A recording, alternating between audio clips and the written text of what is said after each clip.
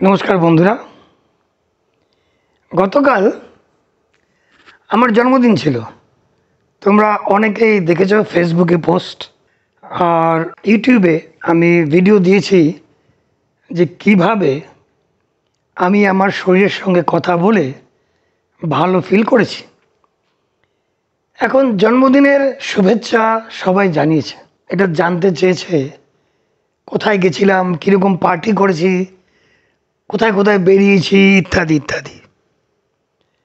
আমি কি করলাম, উৎসবের কথা জিজ্ঞেস করেছে। হ্যাঁ, উৎসবই করেছি, কিন্তু বাড়িতে একা। এবং এই দিনটা আমি যেটা করি বা করেছি, তোমাদের বলবো এটা একটা প্রক্রিয়া। দেখো, এখানে না ল অফ অ্যাট্রাকশন ভুলে যাও, সব কিছু ভুলে যাও।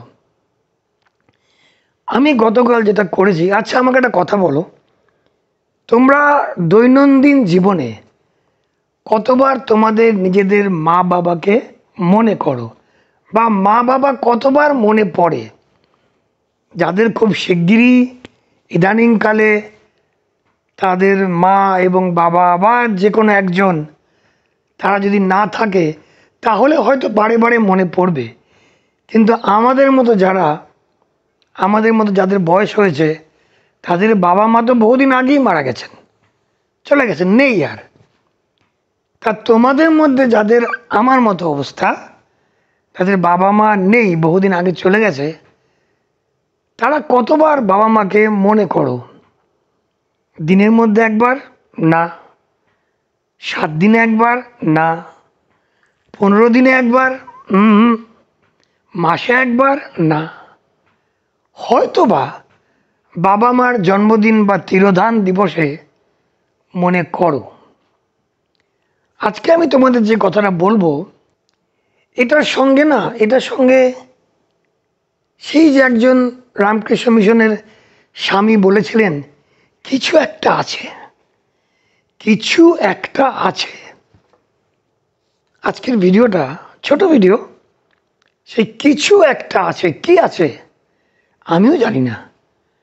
আমি তোমাদের সবসময় বলি ইউনিভার্সাল এনার্জি, এবং আমি সবসময় সেটাকে বলি ঈশ্বর। আমি কখনো ভগবানও বলি না, আল্লাহও বলি না, জিসাস খ্রাইস্টও বলি না। আমি বলি যে কোনো নাম নাও, টেক এনি নেম, তার যে কোনো নাম নেওয়া যায়। সে তো সর্বোপরি, সেই যে ক্রিয়েটিভ এনার্জি, যে সৃষ্টিকর্তা বলি আমি তাকে। সৃষ্টিকর্তা হচ্ছে বিশাল এক বালতি জল।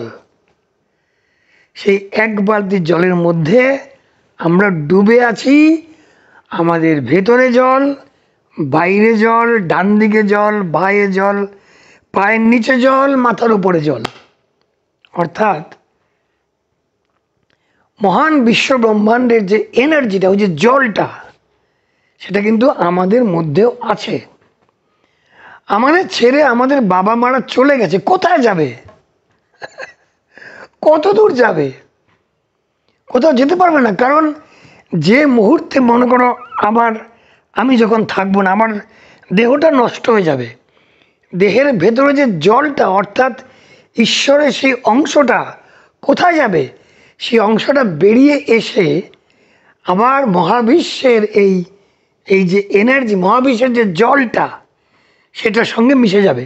আমি একটা এক্সাম্পল দিচ্ছি, এটা বহু আগে দিয়েছিলাম, আরও একবার দিচ্ছি, বুঝতে সুবিধে হবে। এক বালতি জল, তার মধ্যে 4-5টা নানা রকমের, নানা শেপের কাঁচের গ্লাস বা কাপ, চায়ের কাপ, মানে বিভিন্ন শেপের পাত্র। তো সেই পাত্রের ভেতরেও জল, পাত্রের বাইরেও জল। সেই পাত্রগুলো, ওই যে জলের গ্লাস, চায়ের কাপ, দুধের বাটি, যেগুলি ওই এক বালতি জলের মধ্যে চুবিয়েছ, সেগুলি হচ্ছে আমরা। যখন সময় হয়, সেই কাচের গ্লাস, মনে করো আমি একটা কাচের গ্লাস, সেই জলে ডুবে আছি, ঠুনকো মারলো কেউ বা কিছুটা হলো, কাচের গ্লাসটা ভেঙে গেল। তো কাচের গ্লাসের ভেতরে যে জলটা কোথায় যাবে? কাচের গ্লাসের ভেতরে যে জলটা কোথায় যাবে? সেটা কাচের গ্লাসের বাইরে যে জলটা, তার সঙ্গে মিশে যাবে। অর্থাৎ আমাদের ভেতরে যে আত্মা, সেটা পরমাত্মার সঙ্গে বিলীন হয়ে যাবে। কাজেই কেউ কিন্তু যায়নি কোথাও, দেহটা চলে গেছে। তোমাদের বাবা মা, আমাদের বাবা মারা বা কোনো প্রিয়জন, আমি আজকে বিশেষ করে বাবা মায়ের কথা বলছি, কারণ আমার যে জন্মদিন ছিল কালকে, কেন ছিল জন্মদিন? এটা আমার বাবা মার দয়া দাক্ষিণ্যে আমার জন্ম হয়েছিল, তাই তো। কাজেই জন্মদিনটা অত্যন্ত ভালো একটা দিন, শুভ দিন। চোখ বন্ধ করে সারা দিন, কারণ সারা বছর তো মনে পড়ে না বাবা মাকে, তোমাদেরও পড়ে না, আমারও পড়ে না, মিথ্যে কথা কেন বলবো, হঠাৎ করে মনে পড়ে। কাজেই জন্মদিনের দিনটা হচ্ছে ভেরি ইম্পর্ট্যান্ট। সারাদিন না পড়ো, 1 ঘন্টা বসো, বাবা মায়ের ছবি দেখো, তাদের কথা মনে করো, তারা কেমন করতেন, তোমাকে কি বলতেন, তোমাকে কি অ্যাডভাইস, সব সময় বাবা মায়ের কথা ভাবো। এতে করে কি হবে, এই যে তুমি একটা বালতির জলের মধ্যে ঢুকে আছো, যে এক্সাম্পলটা দিলাম, তোমার বাবা মা কিন্তু এই যে বাইরের যে জলটা তোমার চারিদিকে, ওখানেই কিন্তু কোথাও আছে, হয় অন্য একটা গ্লাসের মধ্যে অথবা সেই গ্লাসের বাইরে। অর্থাৎ তোমার চারিদিকে যে এনার্জিটা বা বিশ্ব ব্রহ্মাণ্ডের পরম ঈশ্বর যে তোমার চারিদিকে রয়েছে এবং তোমার ভেতরে রয়েছে, তোমার বাবা মাও সেখানেই আছেন। এবং তুমি যখন তাদের মনে করবে, তখন তুমি তাদের সঙ্গে কানেক্ট করবে।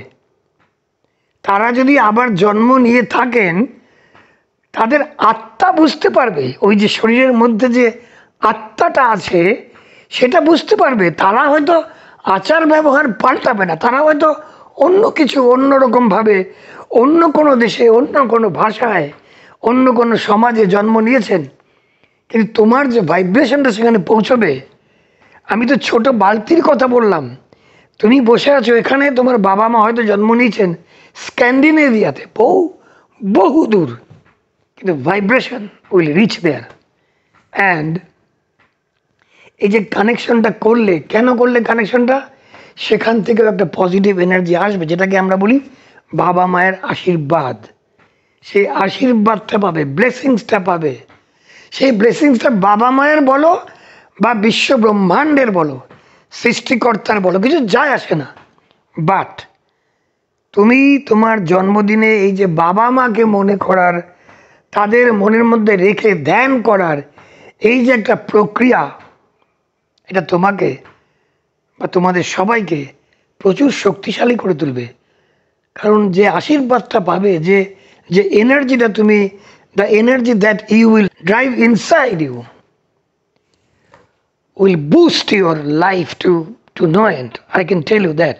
আমি বুঝতে পারি এটা, তোমরা বুঝবে, তোমরা যদি সেইভাবে বিশ্বাস করে করো।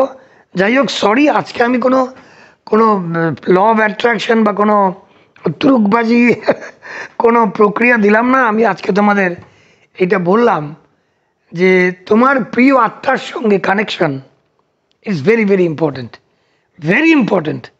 তোমার প্রিয় মানুষ, তোমাকে যারা ভালোবাসতো, তুমি যাদের ভালোবাসতে, যদি তারা এখন না থাকে, যদি নেই, তারা নেই বললে হবে না, তারা আছেন, শরীরটা নেই। কাজেই তুমি তাদের কাছ থেকে এনার্জি ড্র করতে পারো এবং কোনো ক্ষতি তারা করবে না। তোমার প্রিয় মৃত আত্মারা তোমার ক্ষতি কোনোদিন করবে না।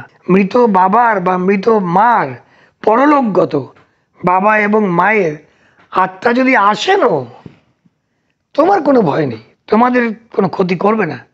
বাবা মা ক্ষতি করে না, সে মানুষ হোক আর জন্তু জানোয়ার হোক। দেখবে কিভাবে বুক দিয়ে আগলে রাখে। বাস, আমার আজকের এই কথোপকথনটা আমি জানি না কার ভালো লাগবে, এটা একটু তোমাদের বুঝতে হবে আমি কি বলতে চাই।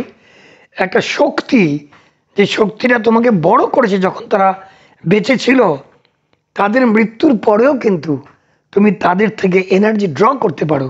And that energy will be very very beneficial for you, তোমার জন্য খুবই উপকারী হবে। বাস এটুকুই বলা ছিল। তোমরা সবাই ভালো থাকবে, তোমাদের সবার মঙ্গল হোক। আবার দেখা হবে, যাও জিতে নাও।